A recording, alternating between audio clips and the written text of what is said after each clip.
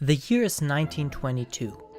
Insulin is first used on humans to treat diabetes, Britain declares Egypt a sovereign country, Germany is booming, and the medium of static images has evolved into motion pictures. Or movies, you might say. It's the period of silent movies. Movies without any form of spoken dialogue and only music, as cameras didn't record sound at the time, making this the purest form of visual art in the cinematic history.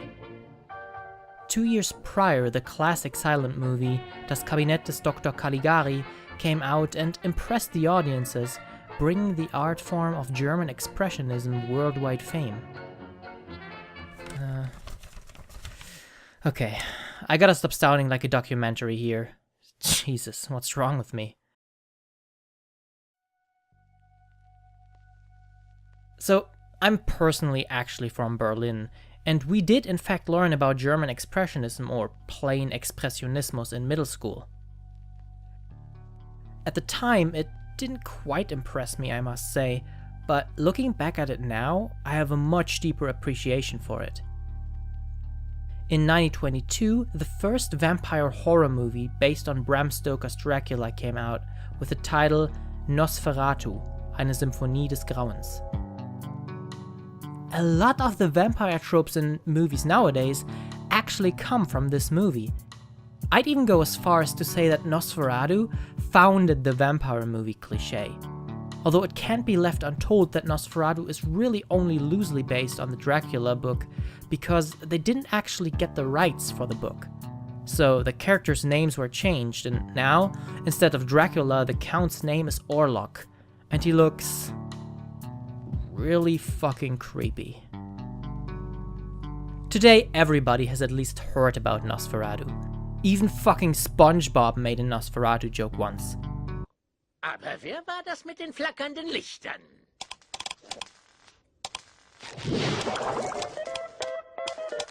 Nosferatu! Nosferatu has become a synonym in our culture for creepy, bald, ugly vampires. I recently acquired this Blu-ray edition of the movie, and the footage you can see right now is from that version, with these weird color overlays to distinguish the time of day. I'm personally not really a fan of that, especially in the scenes where it's clearly bright daylight outside, but it's not really a deal breaker. The movie actually had, for its time, a pretty high budget.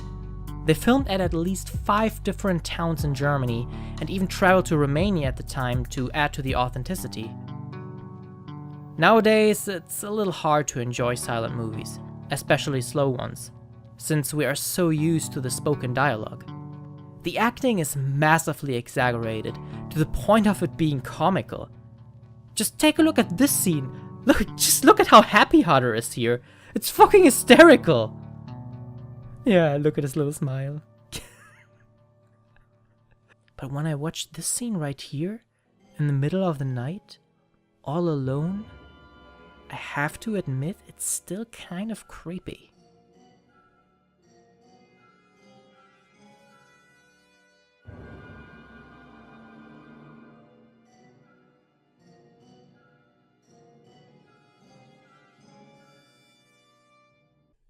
Although the movie wasn't initially a massive success, it has been engraved into our culture as one of the most classic and creepiest horror movies of all time.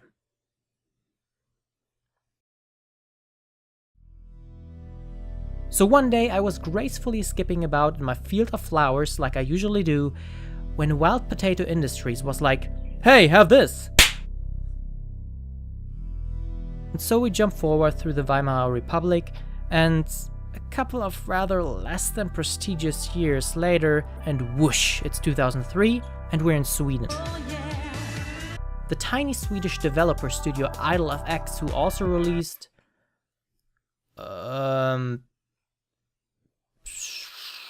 FBI Hostage Situation. So Idle FX just released a video game through iGames Publishing on Windows platforms. And this was a little game called Nosferatu, The Wrath of Malachi. At Castle Malachi. It's actually Malachi. Malachi. Oh, for fuck's sake. Malachi. See? Fuck you, game. Okay, before I start talking about this game, I want to say that natively, this game doesn't support 16:9, but only 4:3 aspect ratios. This is something expected from old games, but I only noticed really late in the recordings that there was actually a widescreen patch users made out there. I'll try my best to not switch too much between the two aspect ratios and keep things as consistent as possible.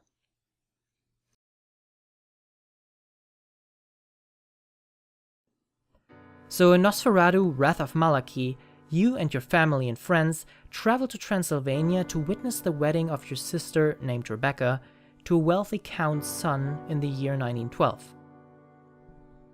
However, as you arrive, things seem a little bit strange. You arrive a little late and find the court completely empty, and all of yours and your family's belongings just lying all around. And my god, this atmosphere. Look at the moon. Look at the colors. Just the way everything works together. The moment I entered this courtyard, I already fell in love with this game. Similarly to Call of Cthulhu Dark Corners of the Earth, the outside atmosphere is breathtaking the moment you lay eyes on it. The insides of the castle are not as impressive as the outside, but still pretty good. There are scratch marks on the wall, bloodstains, and a lot of other creepy stuff.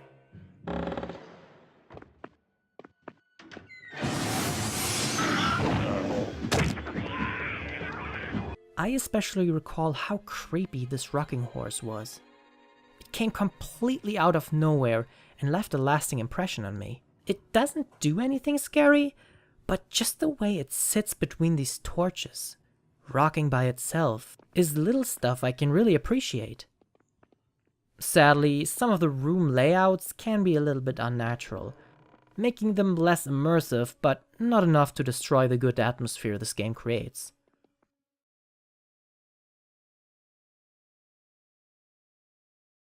So you arrive at the castle and pick up your belongings, photos of your friends and family, and a sword. The main castle is locked and the west wing is cut off, so the only way to go is to the east wing, and holy shit! The second you step towards the east wing, the priest falls from a window. What the shit? He tells you that the count is, surprisingly enough, a vampire, and you need to rescue your family. He also estimates that he is about 30 minutes before he dies. So there's your objective. Just slaughter your way through the Count's undead army and family to rescue your own family. Oh, what the heck. Thanks, brother. I love you. That's right, this is a horror FPS. And remember how the priest tells you that he has 30 minutes to live? Yeah, he wasn't kidding. This game plays in real time.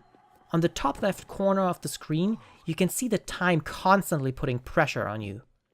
The longer you take, the more family members die. For each family member you successfully rescue, they will open their trunk and give something to you.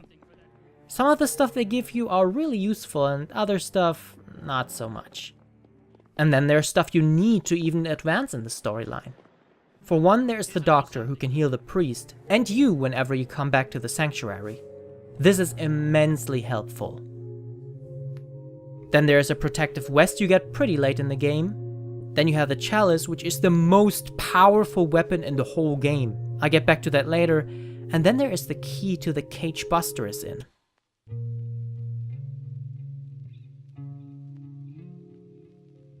Leave my dog alone, you stupid, ugly fuck. So Buster is a dog who is kinda powerful. The best strategy is to use the crucifix to make enemies back off and let Buster just beat the shit out of them. He also has a lot of HP, so you never really need to worry about him dying, and so he is one of the 3 characters I've found who will actively fight the monsters instead of running for their lives, leaving you behind to get wrecked by all sorts of creatures. The later the time of night gets, the stronger monsters appear. In the beginning of the game you'll only find dogs and some humans, but the later it gets, you start to fight ghostly shadows and even these gargoyle looking things. Some of these enemies can look really creepy and startling. The monsters tend to spawn in corners, and then there are creatures that straight up drop from the ceiling or jump up from beneath the floor.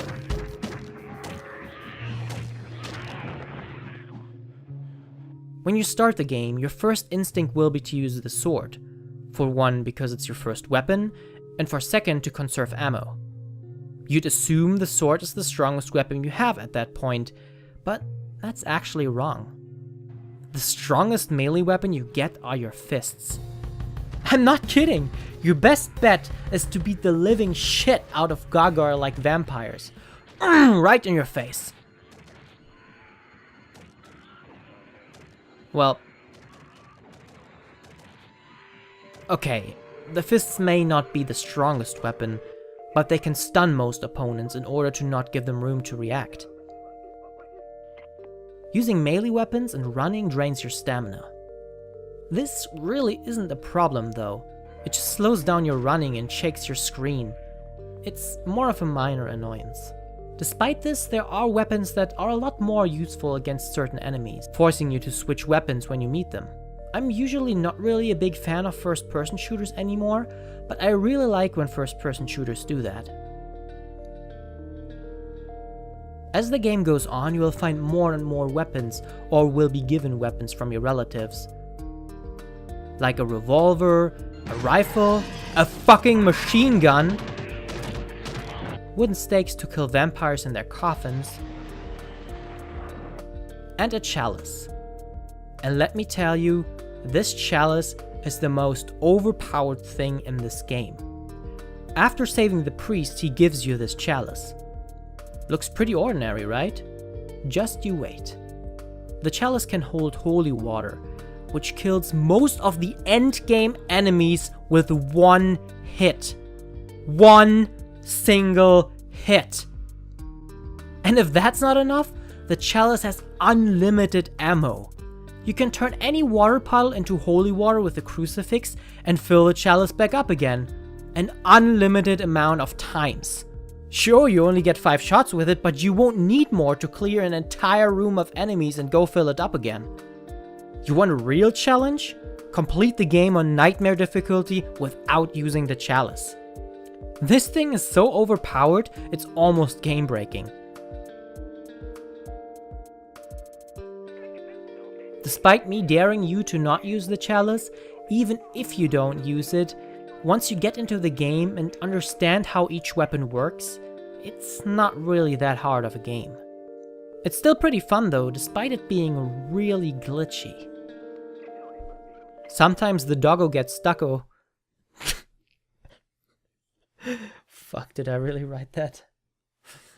Holy shit. Sometimes the doggo gets stucco in objects and jumps like this forever. Other times he'll just disappear and eventually respawn at his doghouse. The friendly AI in this game is really not that great. They seem to be overwhelmed with the simple task of following you sometimes, making you wait for them to catch up, wasting even more of your precious time. And then there was a time where I just couldn't use certain health pickups anymore. I'm not sure if it has something to do with the protection vest I got, but it just wouldn't let me pick them up anymore. But the glitchiest thing I can think of right now isn't the time I was able to drop into the skybox, it's when I was looking for my last relative. I could for the life of me not find him. Online guides told me that he was supposed to be dead at this point in time, but I never got the memo, so I was running around the 3 parts of the castle that you gradually unlock, trying to find him until after about an hour when the game finally told me he died. Yes, relatives can die and you don't need to rescue them all to beat the game. Oh, and I completely forgot to mention, every time you play this game, the castle is completely randomly generated. I mean, it still has the same general rooms, but the rooms are randomly generated into the castle, and so are the enemies. They even change locations from simple reloads. Just by leaving a room and coming back, you may spawn a new enemy. This makes looking for somebody in this castle extremely annoying. This randomly generated map can be really hard to navigate sometimes. It can be like a maze, and constantly being attacked by evil monsters doesn't really help here. In general, in the true spirit of 2003, this game is really rough around the edges.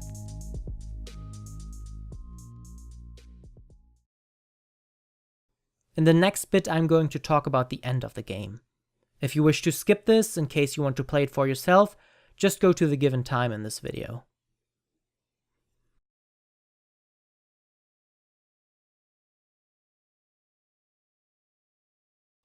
So you've rescued all of your relatives, or not, and fought all the bosses. The bosses generally work by fighting them once, and then, while they regain their strengths in their coffin, pierce their hearts. Killing them this way is also how you kill normal vampires along the game. Going through the story, you gradually find out that the Count is trying to reawaken an ancient vampire called Malachi. So your new task becomes to stop him from doing that. The game automatically skips to 6:30 in the morning after there are no more relatives in the map. So you'll be able to use these levers to continue to the second to last room. The bosses in this game are a joke. If you know to use the chalice, you can beat all of them easily by just throwing holy water on them a couple of times. The second to last room, however, really takes the cake in horror. You can see all the relatives you weren't able to save dangling on the ceiling in chains. And then the final cutscene plays.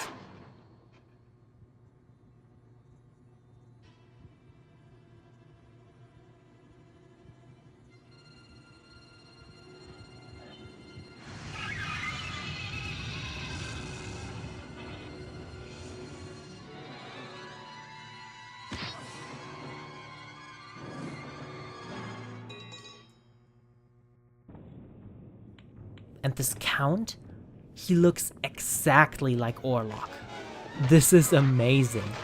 Look at how creepy he is. The way he moves towards you. He's also completely immune to any weapons you have. Even the chalice does nothing against him. The first time I fought him, I was so shook I wasn't able to do anything to him. However, after you figure out that he's immune to your weapons, and you search around the small room a bit while being chased by him, you quickly figure out that you really just need to pull these 3 levers and lure him into the sunlight.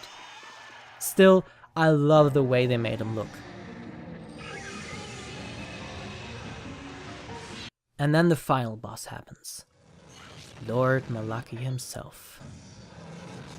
Just looking at him, you'll know he's gonna be a powerful... Oh. This is a little disappointing, I must admit. The final boss easily goes down using the chalice.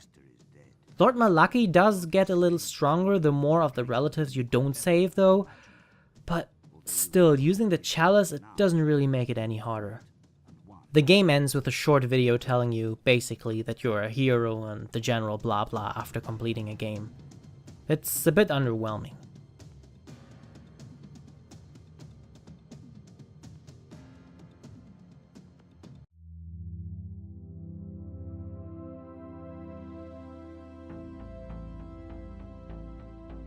Although this game is quite short, I must admit the way they made it is really fun to play. Exploring the castle at first is really fun, especially since it's randomly generated.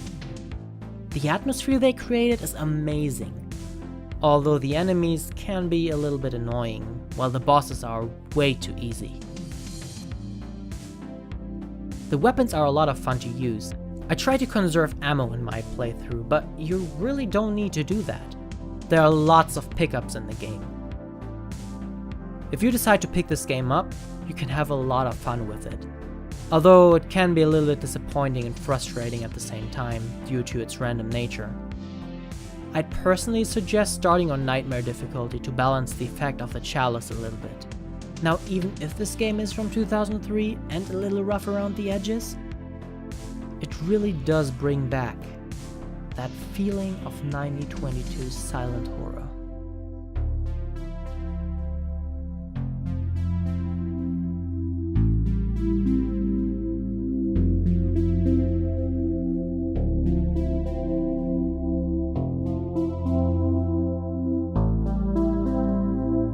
Hello everyone, thank you for watching my video just there, I really appreciate that. I just want to throw out a quick thank you to Wild Potato Industries. He's a great guy and he basically sponsored this video by gifting me this game. He also makes really good stuff, so if you like my content, you'll probably like his as well. And I've said it a million times, I'll say it again. Thank you to D95 for allowing me to use his music. This guy just makes so much good stuff. I just can't stop using his music. So if you have a buck or two to spare, I'd appreciate if you'd go over to Bandcamp and support the guy a little. Alright, and that's about it. Have a great evening, or day, or, whatever. I don't know how to end videos.